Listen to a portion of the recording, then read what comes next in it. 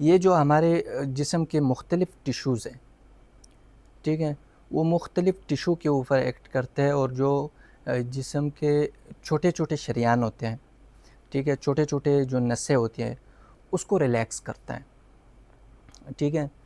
सारा देखो जब भी जिस्म के मसल्स, टिश्यूज़ जो हैं, वो और नसों के अंदर इसमें खिंचाव आएगी ना, तो हमारा ब्लड प्रेशर बढ़ेगा। तो इस तरह ये क्या करता है कि ये हमारे जिस्म के मसल्स को और जो बारीक नसें हैं, उसको रिलैक्स करता है, ठीक है? जब रिलैक्स होगा तो उसमें क्या होगा, ब्लड फ्लो आसानी से जाएगी, ब्लड फ्लो स्लो जाएगी।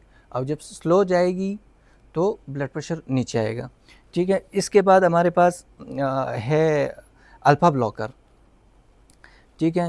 अल्फ़ा ब्लॉकर के बाद हमारे पास है, क्या नाम है उसका, सेंट्रली एक्टिंग एजेंट है। सेंट्रली ये जो नाम से पता चल रहा है, सेंट्रल यानी सेंटर। सेंटर क्या है? सेंटर हमारा दिमाग है, ठीक है?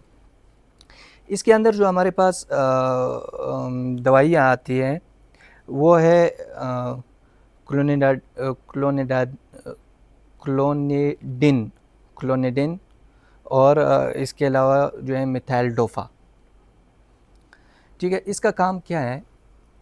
ये असल में जो हमारा दिमाग है ना, उसके ऊपर काम करता है। दिमाग के ऊपर कैसे काम करता है? क्योंकि पिछली वीडियो में हम बताया था कि जब दिमाग गुर्दे को बोलता है कि भई आप पानी और नमकियात को जिस्म के अंदर रोको, ठीक है?